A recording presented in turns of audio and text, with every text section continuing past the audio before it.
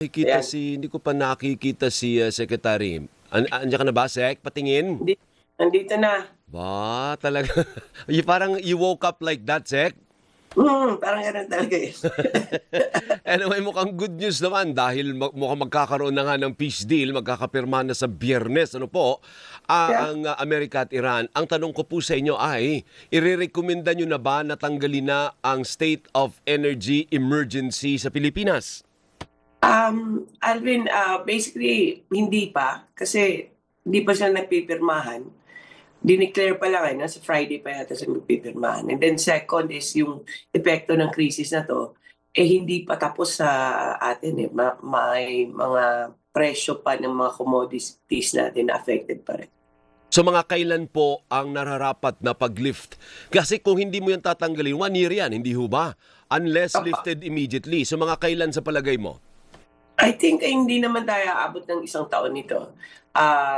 Para lang mag-settle muna yung mga mag-stabilize yung presyo. Baka hindi bumaba, pero basta mag-stabilize yung presyo.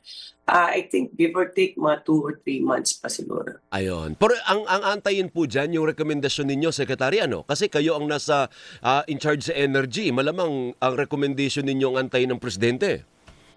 Hindi naman kasi to hindi na energy lang or oil problem, no? This is a multi-agency committee. Kaya ang buong committee naman yung magdi-discuss nito sa uplift. Opo, ngayon nagulat po ang maraming consumer, lalo na po yung nagpapakarga. Narinig nila yung soundbite ni Energy Undersecretary Alessandro Sales na 6 months to 12 months bago bumalik sa pre-war. Ang sabi ng iba, ba't ang tagal naman 6 months talaga? Paano ba? Bakit abutin ng 6 months? Kasi marami kasing mga facilities tsaka mga alam mo yun, yung tsaka yung mga ruta na na-disrupt, ano. So, it will take time talaga na maayos yung mga pipeline ng iba, yung like yung regas ng Qatar, kung ano may nasira dun sa area na yun, no. So, kailangan balik sila sa normal operation. So, hindi siya yung wala na yung gera, wala na yung problema. Nagkagera, nasira yung mga facilities, kahit mawala yung gera, kailangan ayusin pa rin siya. Construction yun eh. Pero kampante ka ba? Alam mo, itong si US President Donald Trump, parang paiba-iba rin eh. Yung Iran naman ganun din. Konting kibot lang, baka rumesbak, sisiklab na naman ulit yung gera. Kampante ka ba na mag-hold itong inanunsyo nila? O kakabaka-baka rin, Sek, na baka maunsami, baka mapurnada? Alam mo, parang yan eh.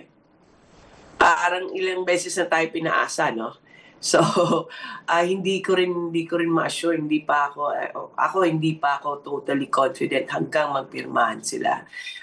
So, hinihintay ko pa yung mga definite talaga, hindi lang yung pang-tweet niya or kung anong ipopost sa Facebook niya. Kasi parang iba yung nangyayari pagka next day eh. So, I'd rather wait for the official document.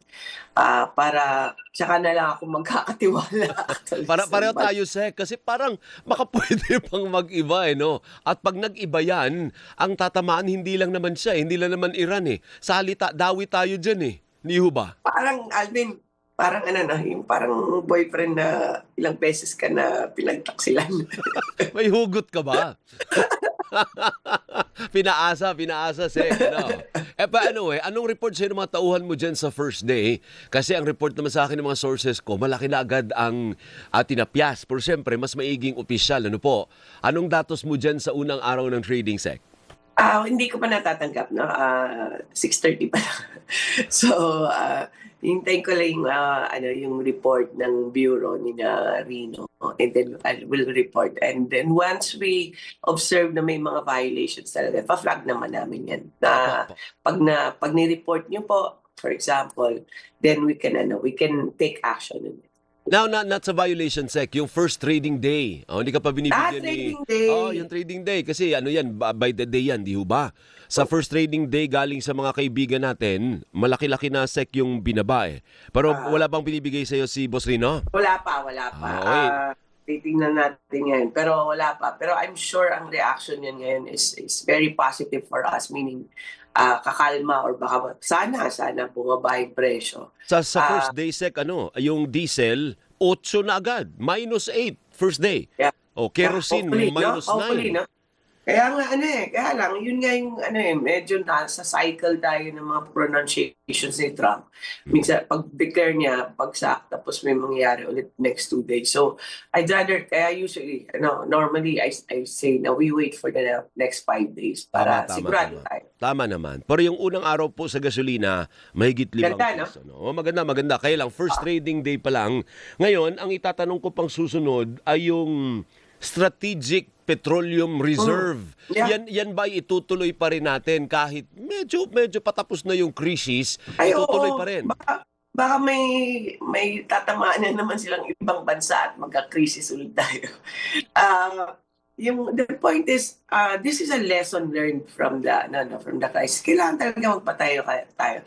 Alam mo, isa sa mga nagpaluwag ng trabaho namin was having PNOC buy the stocks. Tsaka yung meron tayong stocks na anytime pwede natin ibigay pang ayuda or pang discount, no? So, ngayon nga, halimbawa, earthquake sa Mindanao, nakatulong din yan na we can actually, the assurance na we can use PNEC oil to help kung sino man yung naging biktima ng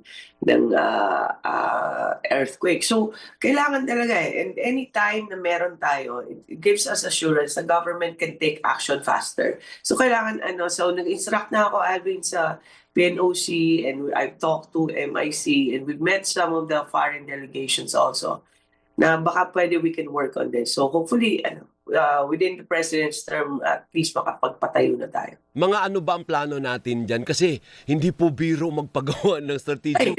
Malaking gastos po yan. Alam mo, marami yung business model na na pinakita sa akin. And I hope gusto ko yung pinaka-konti yung cash out sa gobyerno, no? Na may marami kasi pwede mo parentahan, pwede mo patayo sa ibang companies. Magkano yung pinakamaliit na cash out? It's possible na ibang private companies ang magpatayo. And then may arrangement lang with the government. It's possible also kung maganda yung numbers, no? Kasi alam mo yung advantage ng bansa natin, nasa gitna tayo eh. So, halimbawa kung yung mga anumang country, Canada man or Middle East man, para mapalapit na nila yung product nila sa mga customer nila, which is all the countries in the ASEAN, pwede nilang gamitin yung site natin as location ng stockpiling nila. So pwede rin yun na sila yung magpatayo ng sarili ng stockpiling dito. Pero hindi ba dapat tayo, may sarili tayo? Bakit hindi natin kontrolado may ayaw na maibigay kahit na sa atin? Kung hindi bibigay sa atin in times of crisis, di wala rin. Dapat meron din tayong sarili talaga na gobyerno magkukontrol. Opa, yung bansa, kailangan talaga meron yung government mismo meron. Pero like yung construction, yung mga ganun, pwede nating usapan lang sa mga ibang possible na mga stakeholders kung willing sila to cash out. Kasi pwede namang may arrangements lang yan na kahit sila mag-construct, meron pa rin control yung gobyerno. Pero tama ka, Alvin. I would rather have the gobyerno mismo may sariling tangke, may sariling oil, diesel man yan o crude oil. Opo, but give us a little idea kasi yung ordinaryong Juan de la Cruz, wala naman idea dyan para lang pakita sa kanila yung enormity. Sobrang laki po ng kailangan dyan. Minimum magkanong kailangan budget, Secretary? Okay. Isang tangke na mga 1 million barrels, 59 million barrels would cost us, yung tangke pa lang mga 5 billion pesos yan. Tangke pa lang po yun wala pang laman. Tangke pa lang. Wala pang laman. And then kailangan kasi hindi lang padamihan ng tangke. Kailangan may mga pipes ka para pag dumating yung barko, kailangan may port ka at galing sa port, papadala yan sa tangke through the pipes, tapos paano mo ilalabas. Marami pa namang kailangan gawin. So, hindi yan ganun, hindi biro yung trabaho niyan. Pero, we have to do it. At least start lang muna ngayon, tapos palakihin over time. So, doable naman. Yung kung 5 billion or kahit sabihin natin 10 billion pesos, kakayanin naman ng maharlika ng PNOC. Apo, I think pwede naman tayo maghanap ng funding or financing, no? And Maharlika also has funds, at PNOC may funds din. So, kaya naman when it comes to financing, basta hindi lang ganun kalaki, kaya naman natin yan. Kaya lang 2 years na lang before the end of the Marcos administration, may time pa ba? Well, sabi ko sa grupo namin, 1 taon dapat matapos na yun. Hindi ko alam kung kaya. Okay. So kaya naman, kung Kaya, mag-focus, 1 taon kaya yan. It's possible. Construction kaya yan, Alin. Pero kailangan din mag-study ka, no? Kasi marami yan yung mga permitting pa before that. Ang site, kailangan nating hanapin at i-assess, no? So marami pang hindi lang construction yung part na kailangan safe enough to store the oil there, ano? So marami tayong options. So one of those is also Bataan, of course. Pwede sa Bataan. Anyway, one last na lang kasi si Senator Erwin Tulfo pala interview din namin yung tungkol sa sitwasyon sa Mindanao. Na-interview namin yung NGCP kahapon. Mukhang hanggang August pa raw pala. No? August pa babalik sa normal. Kasi malamang today yellow na naman ulit yung Visayas Secretary. Yung alerts? Yung power situation sa right. Visayas. Now, may mga ano naman meron kaming ginagawa na hopefully within the next month, may in place na siya. Ano. Ito yung mga temporary namin, which is dagdagan yung mga na-assess namin yung buong Visayas. Ano ba yung kailangan dyan? Ilang megawatts yung kailangan? Actually, batteries ang kailangan, Alvin, kasi sobra-sobra yung renewable sa Visayas. Visayas 45% renewable. So, kailangan i-store natin yung sobra sa umaga ng solar. Tapos, iba to siya pagkagabi. Or, para makapaprolong siya. No? So, we're doing our preparations para magtatagtagan ng mga power and also batteries sa Visayas. And for the medium term, merong papasok na mga barge and at the end, meron tayong mga power plants na ginagawa na ngayon by 2027 or 28. Now, is it going to be until August? I hope not. No? Yun talaga yung namin na within the month, matapos na itong temporary relief para hindi na magtagal pa ang yellow alert. What's different today is summer ngayon Hopefully by the time na by August yan, medyo malamig-lamig na, umuulan na. Kahit ngayon na nga So, I'm hoping na hindi August. No? By end of June or July. Baka end of July. Baka pwede. So kaya naman na wag namang August, kasi 2 buwan pa yun. Mukhang July, baka mag-improve yung sitwasyon. Tsaka nag-instruction na sa amin yung presidente. It has to be fixed as soon as possible or at least yung temporary relief. Wag na find a solution na. Nag-instruction na siya 2-3 weeks ago. Kaya kami, double time din sa paghanap ng solution. Kasi ang mataas ang bill kung tayo, ako sa Meralco, grabe ang taas ng bill ko sa Luzon yun. Doon sa Visayas, lalo na siguro dahil ang laki din ng itanaas sa spot market prices nila. Alam mo, Alvin, medyo ganyan ka-complicated yung electricity natin. Na actually yung per kilowatt hour sa Visayas, maraming areas doon, bumaba pa. Kasi hindi na sila nag-i-import galing Luzon. Wala nang line rental. Wala nang line rental. Bumaba yung per kilowatt nila. Hindi, that's good news kahit papano. Ano po? Anyway, at least. Mababa na yung consumption, bumaba pa yung presyo. Pero kulang naman, diba? Nag-red alert naman sila. So, sige.